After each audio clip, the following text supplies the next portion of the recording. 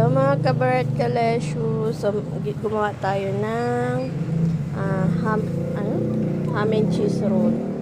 So, yung mga scrap ng nung tasty. So, ito ginawa kong pizza. Kunwari pizza. Ayan. Ayan siya. So, ang nilagay ko dito ay tasty ano lang siya, ham, tsaka mozzarella cheese. Yun lang. Tapos dito, itlog.